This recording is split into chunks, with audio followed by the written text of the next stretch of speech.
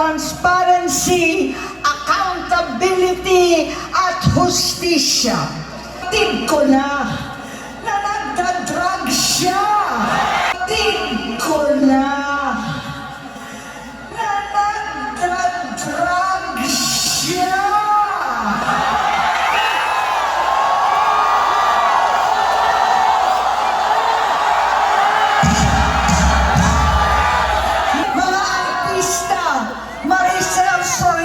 At iba pa. Ilantaran na doon ang inuman, ang paggamit nila ng cocaine at mga bawal na gamot.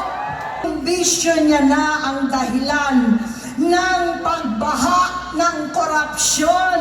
Hindi na tayo mananahimik. Dahil nalaman kong pati ang mga anak niya ay nagdodroga na.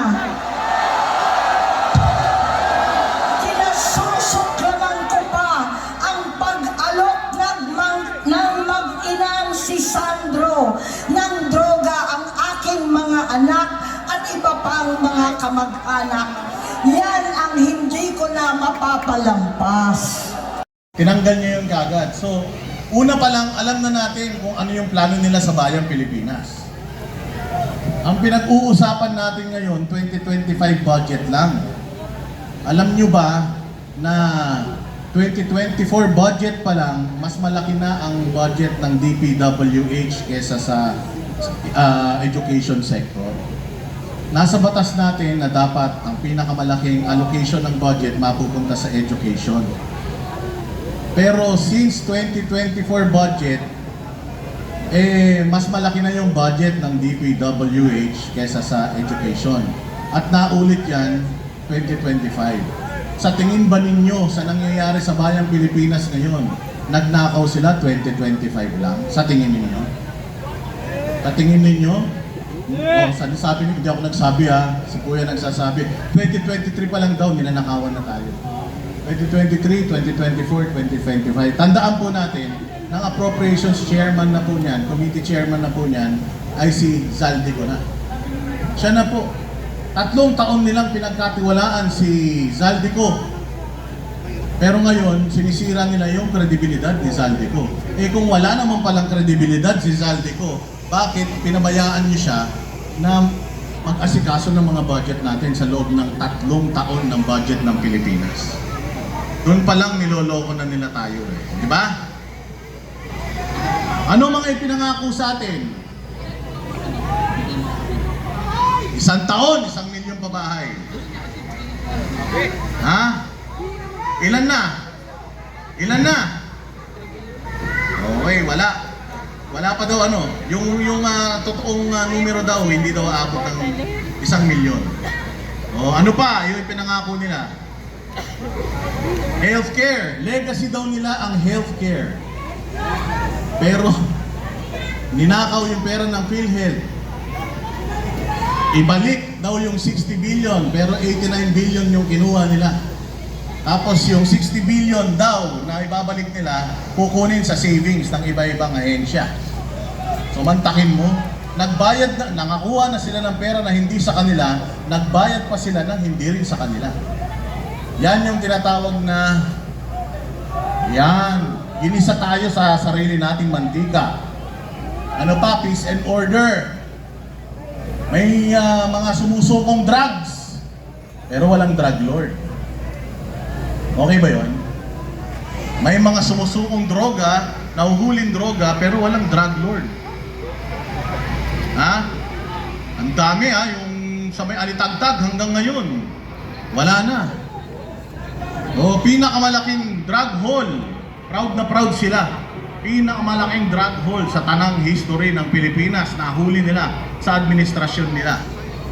Pero walang drug lord, drugs lang. Paano yun? Doon pa lang, alam na natin, niloloko tayo Legacy daw nila ang edukasyon. Ilang classrooms ang nagawa nila ngayong taon. Ba't sabi nila si Inday Sara hindi daw magaling na DepEd Secretary? Kung sila sa loob ng 1 taon, 22 na classroom lang napagawa nila, talo sila ni Pastor Kibuloy Alam niyo ba si Pastor Kibuloy mayroong high school na pinagawa diyan sa Tamayong sa Davao. Merong isang merong isang lugar diyan, barangay, na sobrang hirap.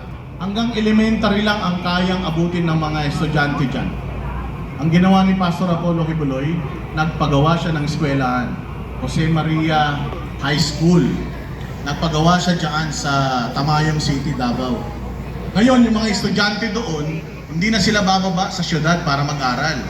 Doon na mismo sa barangay nila, meron na silang eskwelahan. So may naiangat na kagad ni Pastor Apollo Kibuloy yung estado ng edukasyon diyan sa lugar na yan. Talo pa siya.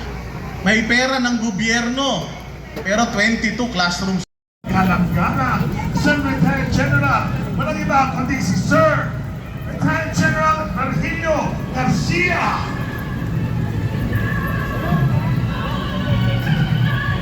Tayo na siya.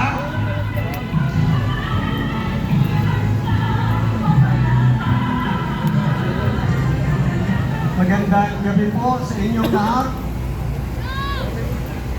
Magandang gabi po sa inyong lahat. Okay pa ba kayo dyan? O sige, tignan natin kung okay pa kayo. Mabuhay ang Pilipino! Mabuhay ang Pilipinas! Alright. Anong ko sa inyo? Tanga ba ang Pilipino? Hindi ko madinig. Tanga ba ang Pilipino? Pipi ba ang Pilipino? Tama yan. Sapagkat unang-una sasabihin ko sa inyo, tinatakot nila ang mga gustong magsalita, tinatakot nila ang mga gustong lumaban. Nakakasuhan nila yung mga lumalaban para sa taong bayan, pero yung mga dapat kasuhan, pinakalong nila. Sabi ko sa mga kasama natin, huwag kayong matakot dahil tayong lahat may karapatang magsalita.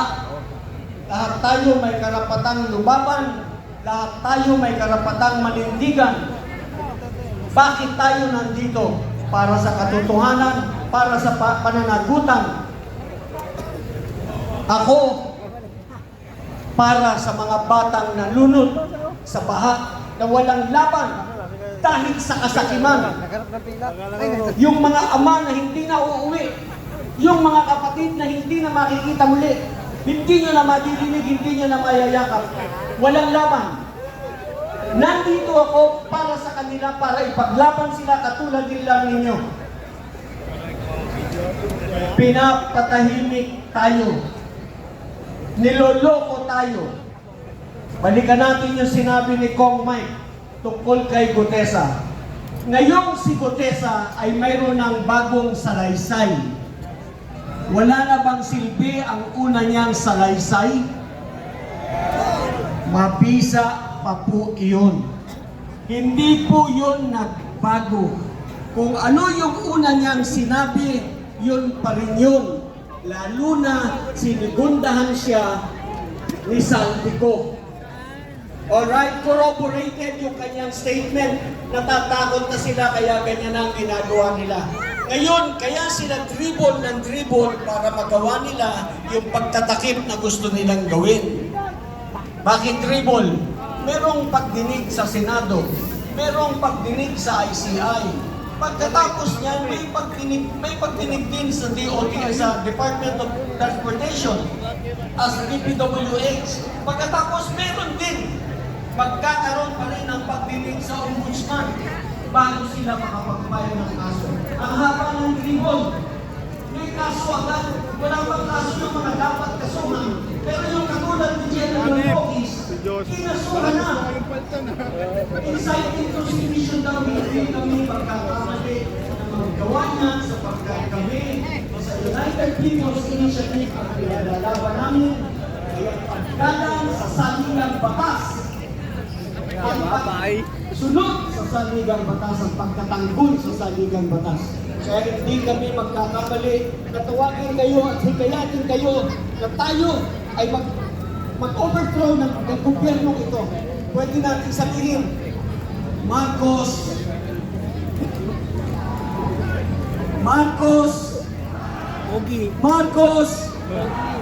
yan, pwede natin sabihin yan, pero hindi natin pwedeng sabihin, tara sa Malacanang, gibain natin yung bakod at pasukin natin yung loob. Yun, exciting. Pero hindi natin gagawin yun. Mag-resign siya dahil yun ang gusto ng taong bayan. Sira ng isa ito, wala raw visa. Kasi hindi sila pa, hindi sila pa.